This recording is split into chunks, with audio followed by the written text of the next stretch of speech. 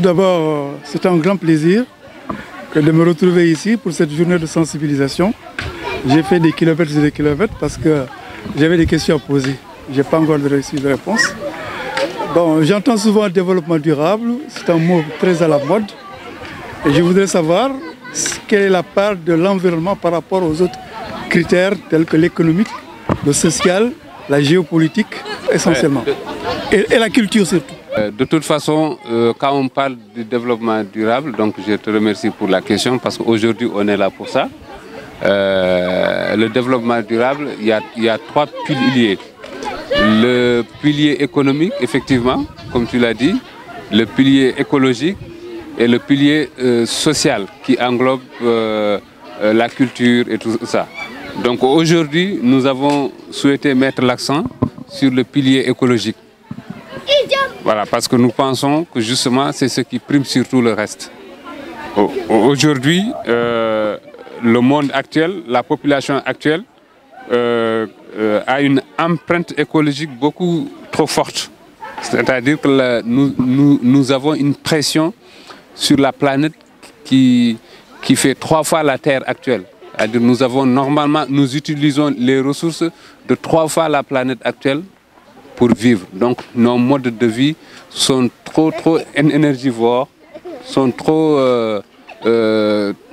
exposés, en tout cas nous exposent trop au réchauffement climatique et vraiment aux gaz à effet de serre. Donc nous sommes en train de détruire la planète avec le système de vie actuel. Et c'est pour ça qu'aujourd'hui nous avons mis en avant le volet écologique. Et le volet écologique pour moi c'est vraiment primordial par rapport au volet économique. Parce que sans une planète saine, on va avoir des problèmes pour développer des activités économiques et pour avoir de l'argent, tout simplement. Je rejoins sur ce point l'importance de l'environnement dans le développement durable.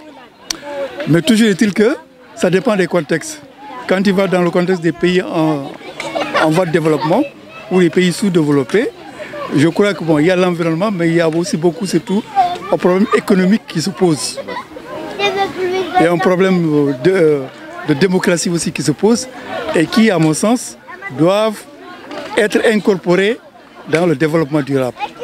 Parce que tout simplement, quand on met le volet tout simplement sur le développement de l'environnement, qui est extrêmement important, je reconnais, parce qu'avec tout ce qu'il y a comme dégâts, mais quand même, il ne faut pas négliger les autres aspects. Encore faut-il qu'il faut être efficace là-dessus.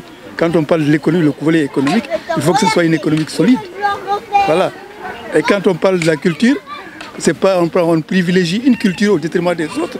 Il faut que le développement durable tienne compte d'une diversification dans la culture. Voilà, c'était tout simplement pour ajouter. Mais je rejoins, c'était en fonction des pays. Tout simplement, si l'environnement prime sur certains, pour d'autres, il faut bien qu'on tienne compte des autres critères. Ouais. C'est la même critique, la même remarque que les pays du Sud, bon, en tout cas les pays dits pauvres, ont. C'est-à-dire qu'on reproche souvent aux pays riches de n'avoir pas tenu compte du volet écologique, d'avoir fait leur développement sans tenir compte du volet écologique. Et une fois qu'eux, ils ont atteint le développement, hein, l'industrialisation, maintenant ils tympanisent les pays pauvres pour leur dire, voilà, faites attention, il y a l'écologie, l'environnement. Mais dans les pays du Sud, tout est prioritaire.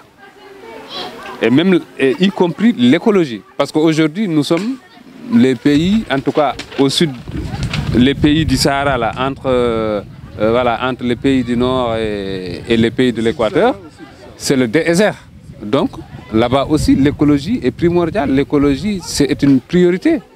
Les gens, par exemple, tu vas au Sénégal, au nord-est du Sénégal, les températures sont à plus de 40 degrés.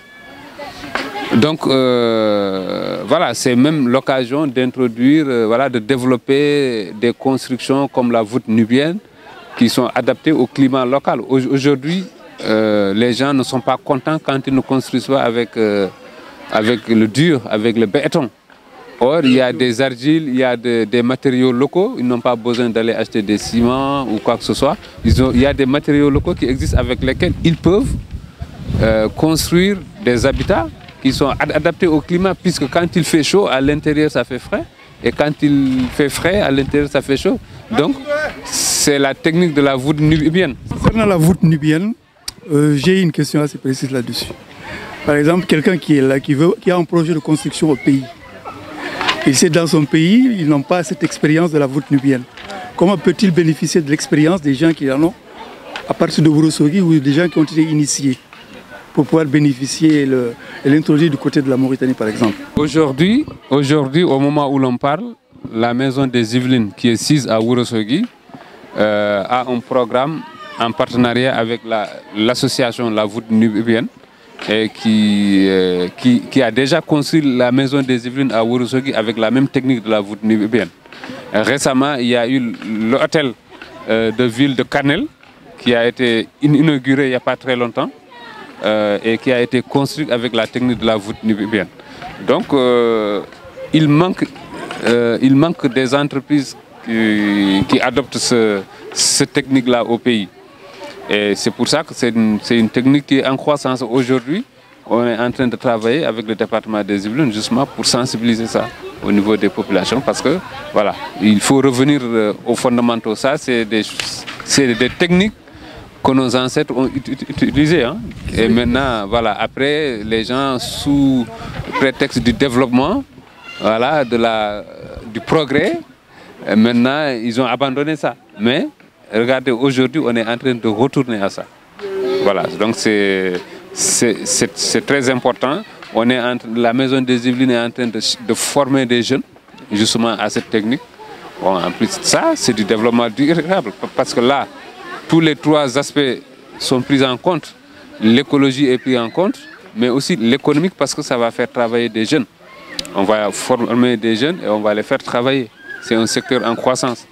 Hein? Et puis voilà, l'autre volet qui est le volet social, ça se tient parce que le social, quand l'économie marche, voilà, l'économie peut financer le social. Voilà, donc on est dans ça parce que et même la personne déjà qui travaille, elle a des revenus, des salaires qui lui permettent tout simplement de financer l'éducation de ses enfants, de financer la santé de ses enfants et de sa famille. Voilà, tout ça c'est du social aussi, donc ça se tient. Donc ce qui veut dire qu'aujourd'hui, l'écologie est un grand enjeu. Ça permet justement de relancer l'économie et le social. Bon, en conclusion, moi je voudrais vraiment remercier toutes les personnes qui ont participé à la réussite de cette journée. Je voudrais principalement remercier M. Erfir, qui est le président du collectif des habitants peintres médecins, vraiment qui n'a ménagé aucun effort depuis le début pour nous mettre à disposition toute sa logistique. Je remercie le centre de vie sociale du quartier, peintre médecin, avec Madame Sajid. Voilà, je remercie Val Service qui est venu aussi ce matin nous aider, a mis à disposition du matériel, des pinces pour le ramassage des ordures, et avec 2 employés. Je remercie la ville de Mantes-la-Jolie.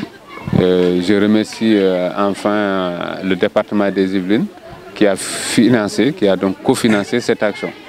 Donc je remercie tous les participants, la famille, M. Ndiaye qui est le président d'une association qui se nomme Tagadou France, voilà, qui est venu aussi assister à ce projet parce que voilà, c'est une association aussi qui œuvre beaucoup dans la culture. D'ailleurs, c'est pour ça que sa question était orientée vers la culture et qui a un projet aussi de construction d'un centre justement avec la technique de la voûte nubienne au pays. Donc voilà, je remercie tout le monde. Voilà, je remercie toutes les personnes qui sont là et j'espère que cette action va perdurer. Voilà. En tout cas, merci. IK News a été très honoré de couvrir cet événement. Merci. Voilà, je remercie IK News qui a couvert l'action avant, pendant et certainement après. Merci. Et merci Erika.